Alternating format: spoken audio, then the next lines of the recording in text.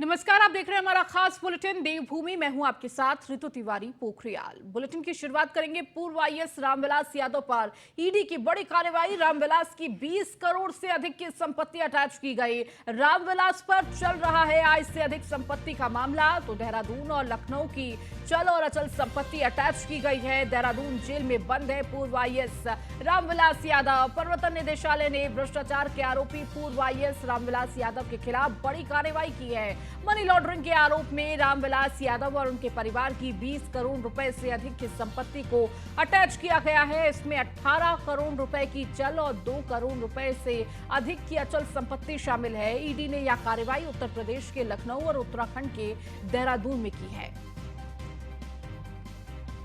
तो पूर्व आईएएस रामविलास यादव पर ईडी की यह बड़ी कार्रवाई, 20 करोड़ से अधिक की संपत्ति अटैच की गई।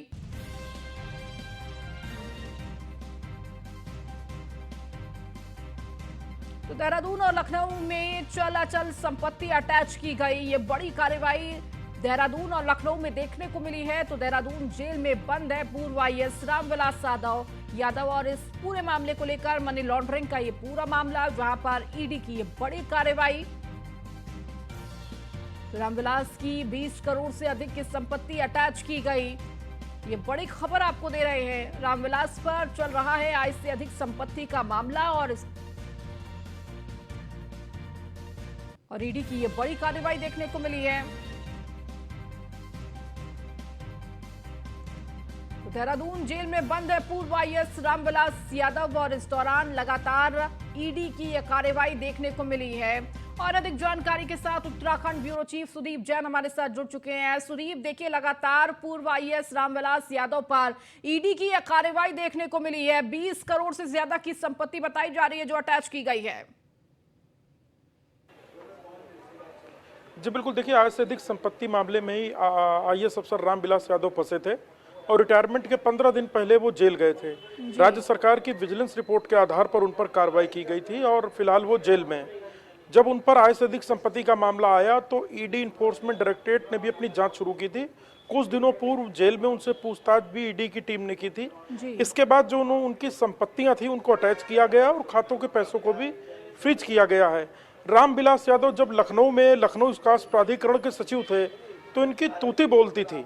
इनकी इच्छा के बिना कोई काम नहीं होता था और बहुत जलवेदार रसूखदार थे।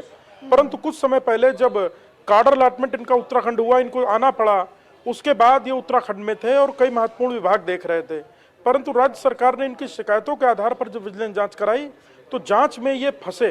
इनके नाम पर, इनके परिजनों परिवारजनों के नाम पर कैसी घोषित संपत्तियां हैं जो इन्होंने अपनी आय में नहीं दर्शा रखी हैं।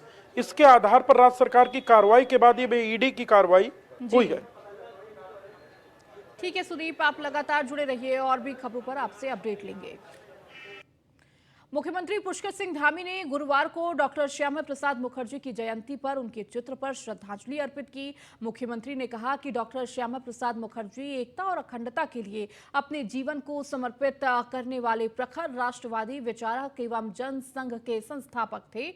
मातृभूमि के प्रति समर्पित उनकी जीवन गाथा सदैव हम सभी को प्रेरित करती रहेगी।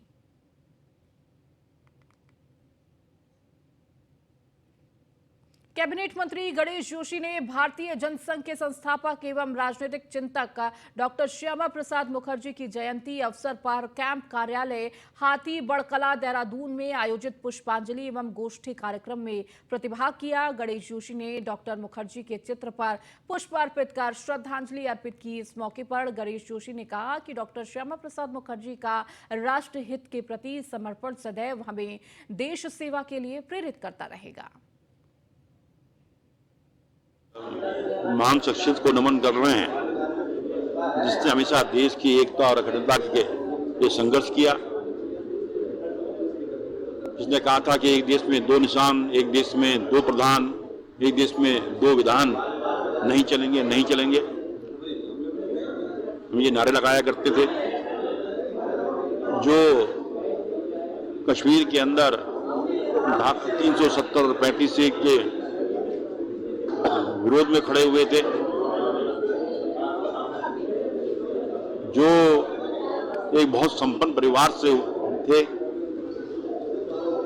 और बैरिस्टर की डिग्री लेकर इंग्लैंड से भारत आए। वो चाहते थे तो बैरिस्टर। सशक्त उत्तराखंड @25 को लेकर शासन में सीएम पुष्कर सिंह धामी ने समीक्षा बैठक ली। साल 2025 तक उत्तराखंड को सशक्त बनाने के लिए मुख्यमंत्री विभाग वार समीक्षा बैठक लेते हैं, तो ग्राम्य विकास विभाग के तहत किए जा रहे कार्यों की सीएम ने समीक्षा बैठक की। इस दौरान कैबिनेट मंत्री गणेश जोशी समेत शासन के आला अधिकारी भी बैठक में मौजूद रहे। ग्राम्य विकास विभाग के तहत किए गए कार्यों पर सीएम ने अधिकारियों से जानकारी ली। आज देश में हम दूसरे नंबर पे हैं। हमारी सरकार ने संकल्प लिया है कि 2025 में हमारा राज्य जब 25 साल का होगा, हम 1.25 लाख बहनों को लखपति दीदी बनाएंगे। और इसी प्रकार इसकी डेवलपमेंट की भी जितनी योजनाएं ग्रामीण विकास के माध्यम से आ रही हैं, उसमें लक्ष्य से अधिक हम काम कर रहे हैं। जहां हम लोगों को आवास देते हैं, वहां उनको ट्रेनिंग भी हम देते हैं, राजमिस्त्री की, कारपेंटर की, उसके लिए उनको पैसा भी देते हैं ताकि वो उस काम को आसानी से कर सकें।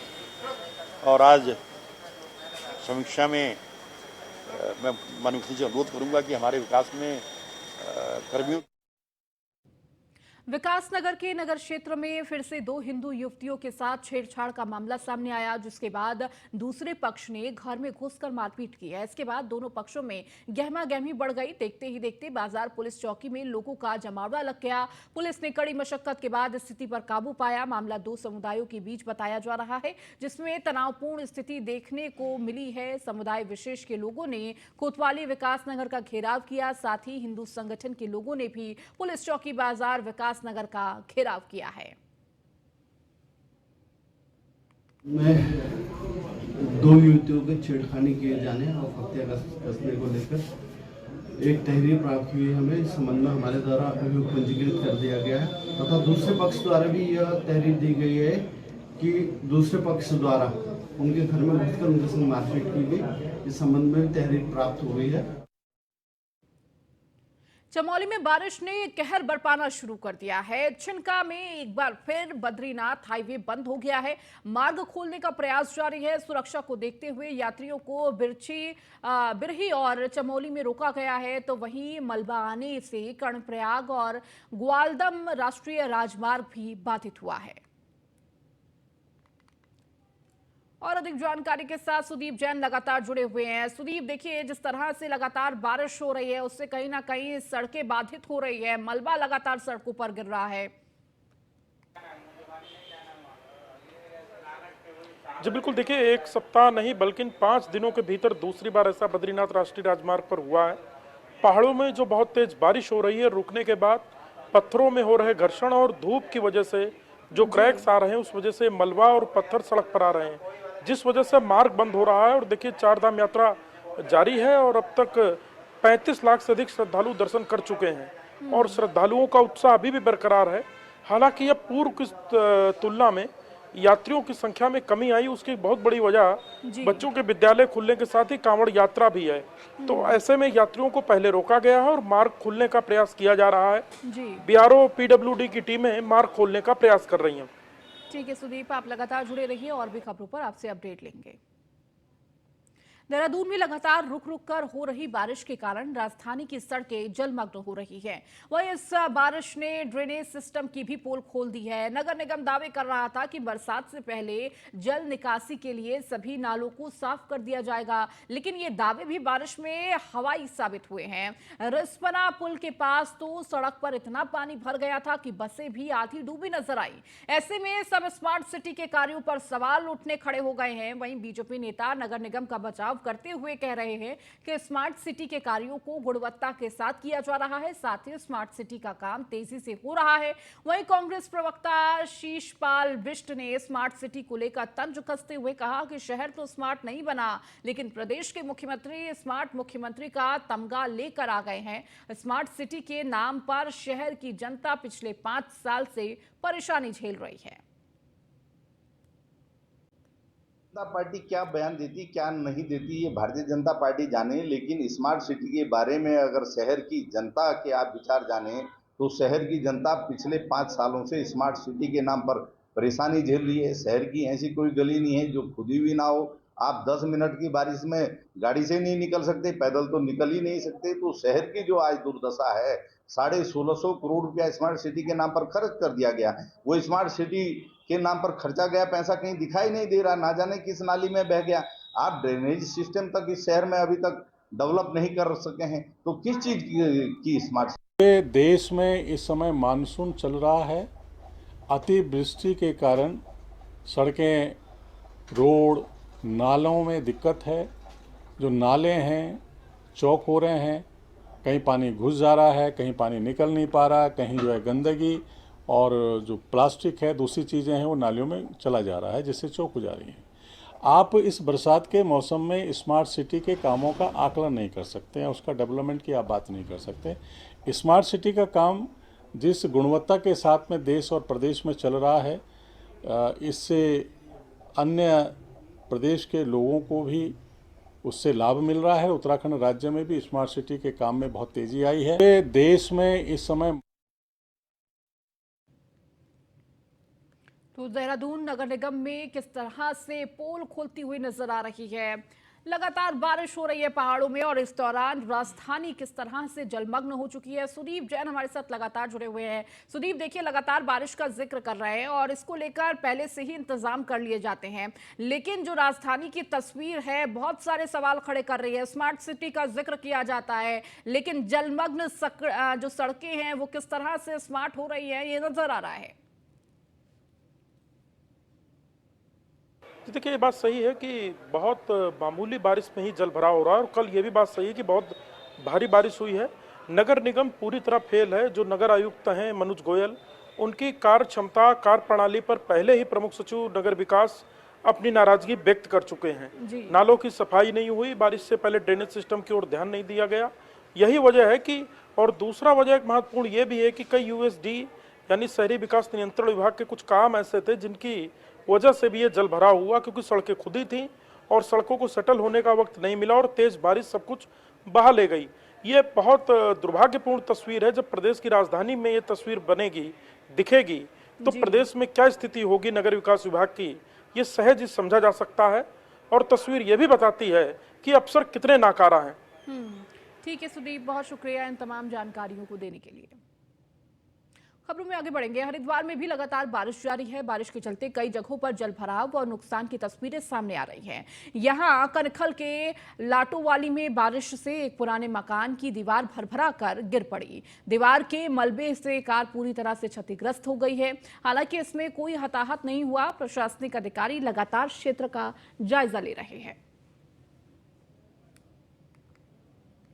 तो ये तस्वीर भी आपको दिखा रहे हैं किस तरह से हरिद्वार में भी बारिश का आलम देखने को मिल रहा है, जहां एक दीवार भरभरा कर गिर गई और ये दीवार पास में ही लगी गाड़ी पर जा गिरी। हालांकि इस स्थिति में कोई भी हताहत नहीं हुआ है। कनखल में मकान की दीवार गिरी है, ये तस्वीर आपको दिखा रहे हैं।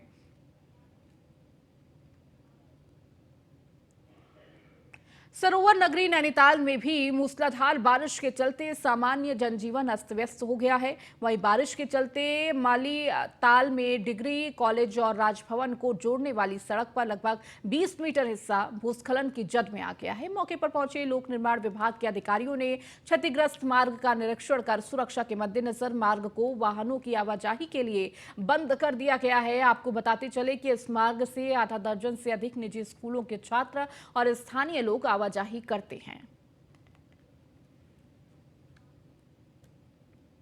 हल्द्वानी और उसके आसपास के इलाकों में लगातार हो रही मानसून की बारिश से जहां आम जनजीवन अस्त व्यस्त है, तो वहीं नदी नालों का जलस्तर भी काफी बढ़ने लगा है। हल्द्वानी ने चोर गलिया का शेर नाला और गौलापार की सूखी नदी भी उफान पर है। नदी के उफान पर होने के बावजूद भी लोग अपनी जान जोखिम में डालकर उस पे पार कर रहे हैं। हालांकि जिला प्रशासन और पुलिस मुस्तैदी के साथ लोगों को सचेत कर रहा है।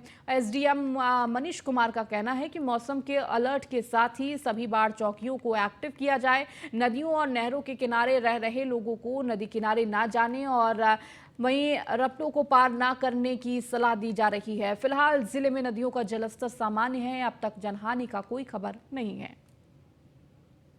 आपदा के दौरान या वर्षा काल के दौरान एक तो कंट्रोल रूम जो 24/7 काम करता है वो सक्रिय हो गया है तहसील में। ऐसा कोई भी स्थल जो सेंसिटिव है लोगों के जान माल के दृष्टिकोण से, उनको वहाँ पर बचाव के लिए संबंधित लोगों से, जनप्रतिनिधियों से वार्ता करके उनको दूर स्थान पर जाने के लिए या ऊंचे स्थान पर जाने के लिए समय समय पर जैसा अलर्ट जारी होता है बताया जाता है। और जो क्षेत्रीय लेखपाल हैं या अल्मोड़ा जिले में भी झमाझम बारिश से आम जनजीवन प्रभावित हुआ है। नदी नाले उफान पर आने के बाद जिला प्रशासन अलर्ट मोड पर है। वहीं बारिश के चलते ग्रामीण क्षेत्र की 5 सड़कें बंद हैं।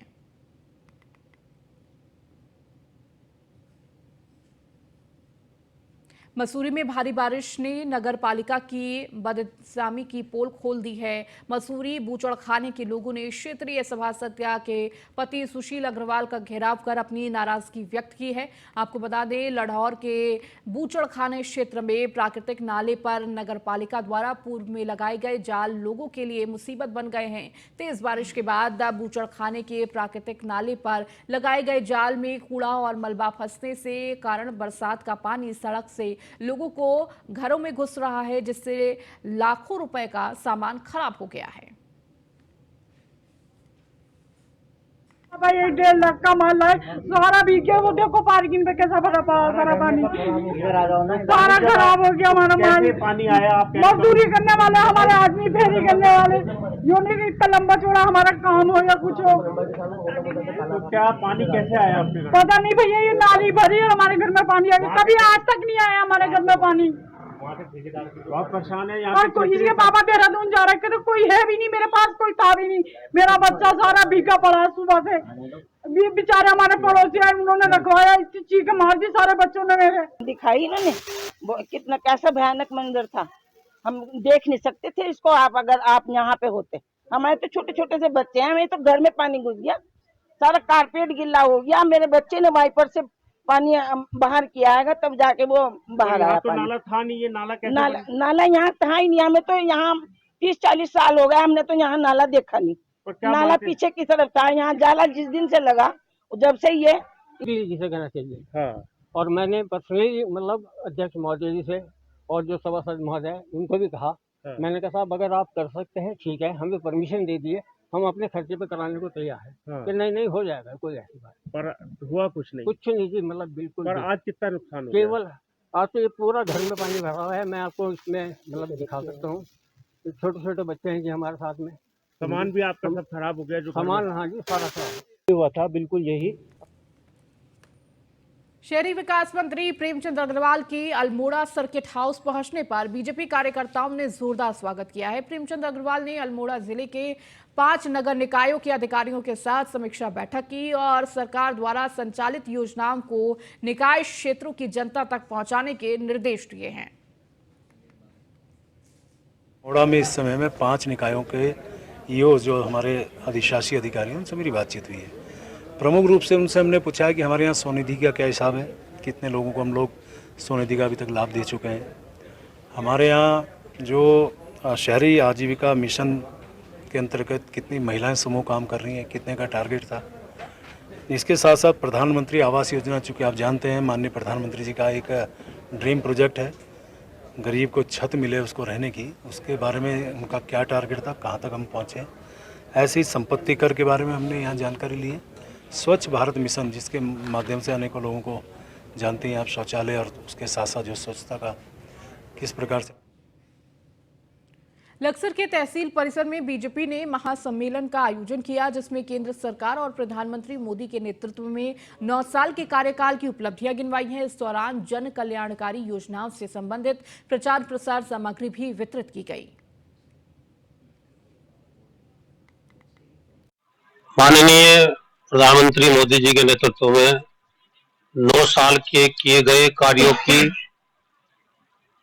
रूपरेखा जो हम जनता तक पहुंचाने का काम कर रहे हैं, उसमें गरीब, शोषित, वंचित एवं अन्य समस्त समाजों के लिए जो मोदी जी ने जनहित की योजनाएं चलाई है, उन्हें घर घर पहुंचाने का काम हम और हमारे सब कार्यकर्ता साथ एक साथ जुट होकर कर रहे हैं। मोदी जी के जो 9 साल बेमिसाल रहे हैं, मोदी जी ने 9 वर्षों में इतना किया है, जो प्रत्येक व्यक्ति को जिसका लाभ मिला पूरे देश के अंदर, जितनी योजनाएं चली, बिना भेदभाव के, बिना तुष्टीकरण के मोदी जी ने जितनी भी योजनाएं चलाई हैं वो बिना भेदभाव के चली। किसान, मजदूर, व्यापारी, हर गरीब को उनका लाभ मिला है। ट्रांसफर अभियान भारतीय जनता पार्टी का चल रहा है। माननीय नरेंद्र मोदी जी ने 9 साल जो कार्य हुए हैं उससे जो है कांग्रेस हो चाहे कोई भी विपक्ष की पार्टी हो, सब बौखलाई हुई है और धरातल पर उनका कुछ नहीं है।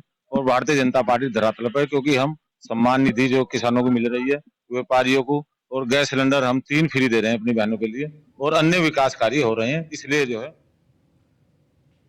नैनीताल हाईकोर्ट बार एसोसिएशन के अध्यक्ष पद पर दिनेश चंद्र सिंह रावत ने जीत का परचम लहराया है। उन्हें 449 वोट मिले हैं, जबकि डीएम मेहता को 229 और शशिकांत शांडल्य को 124 वोट मिले हैं। रिजल्ट आने के बाद जीत का जश्न रात भर चलता रहा। नवनिर्वाचित अध्यक्ष दिनेश चंद्र सिंह रावत ने कहा कि अधिवक्ताओं के साथ कंधे से कंधा मिलाकर उनके हितों के लिए लड़ाई लड़ेंगे। उन्होंने कहा कि हल्द्वानी में हाईकोर्ट स्थापना के साथ ही वहां पर अधिवक्ता सोसाइटी बनाने के लिए वो प्रयासरत रहेंगे।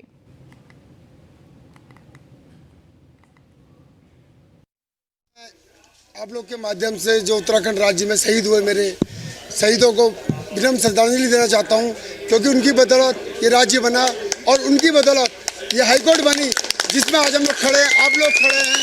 मैं सबसे पहले उनको श्रद्धांजलि देना चाहता हूं और उसके बाद मैं आपको विश्वास दिलाता हूं कि मैं अधिवक्ताओं के हितों की लड़ाई के लिए कंधे से कंधा मिलाकर अधिवक्ताओं के साथ खड़ा रहूंगा और जो भी मेरे से बन पड़ेगा वो करूंगा, क्योंकि मैं वादे तो नहीं करता, लेकिन मुझे मेरे सहयोगियों ने इतना सहयोग दिया, इतने बम्पर वोटों से मुझे जिताया, तो मैं इतना ही कहूंगा कि कोई भी परेशानी हो, कुछ भी हो। मसूरी में मसूरी पुरकुल रोपवे के तहत मसूरी लाइब्रेरी बस स्टैंड पर 6 दुकानों को स्थानीय प्रशासन ने ध्वस्त कर दिया है। तेज बारिश के बावजूद भी मसूरी एसडीएम नंद कुमार ने नेतृत्व में प्रशासन, नगरपालिका परिषद और विद्युत विभाग, लोक निर्माण विभाग और पर्यटन विभाग की संयुक्त टीम ने मसूरी लाइब्रेरी बस स्टैंड पर सड़क किनारे बनी 6 दुकानों को ध्वस्त कर दिया है। भी नगर पालिका के बोर्ड में प्रस्ताव भी था रिहेबिलिटेशन के लिए, और क्योंकि यहाँ पे रोपवे के लिए लैंड चाहिए तो लोगों से बात की गई और नगर पालिका का भी इसमें सहयोग लिया गया और इसमें जो है इनको रिहेबिलिटेट भी किया जा रहा है। हमारी फोर्स भी थी, तो उसी क्रम में है और सारी दुकानें जो है वो खाली होकर पर्यटन विभाग को आज कब्जा दे दिया जाए। जगह भी काफ़ी यहाँ पे आप देख सकते हो, जंक्शन मेन जो गांधी चौक के पास है और यहाँ पे ट्रैफिक भी काफ़ी है और ये दुकानें भी पे जगह है नगर पालिका की। वैसे इसमें माननीय हाई कोर्ट के भी आदेश है कि नगर पालिका परिषद इनको स्थापित करके थे। अभी आपको ऑर्डर दिया जाएगा थोड़ी देर में उसका। हाँ, तो आप लोग अब सहमति है सब कुछ ये हटाने की? सहमति हम खुद ही इसलिए तो खाली कर रहे हैं, क्या करें, लड़ेंगे। कोई दबाव तो नहीं है आप लोगों पर? नहीं, दबाव किसी का नहीं। दबाव हमें क्या मतलब दबाव, हम कहते तोड़ दे, दबाव से क्या मतलब है? शांतिपूर्वक तरीके से। पर मान्यवर आपसे आइए, उसके बाद जब कागज आ जाएगा। तो 6 दुकानों को ध्वस्त किया गया। मसूरी की ये तस्वीर आपको दिखा रहे हैं किस तरह से ये कार्रवाई हुई, जहां लाइब्रेरी बस स्टैंड के पास ये कार्रवाई की गई है। तो प्रशासन की ये बड़ी कार्रवाई, जहां बुलडोजर चला।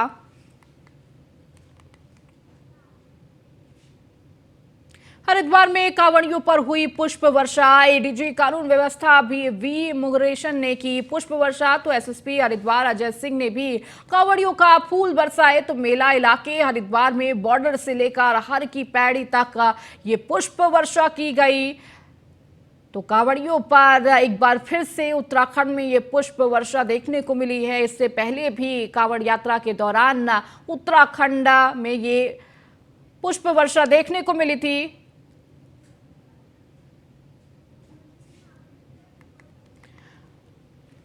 तो सीएम पुष्कर सिंह धामी के आदेश पर यह पुष्प वर्षा कराई गई। इस दौरान एसएसपी हरिद्वार अजय सिंह ने कांवड़ियों पर फूल बरसाए। तो वहीं एडीजी कानून व्यवस्था वी मुरुगेशन ने भी पुष्प वर्षा की।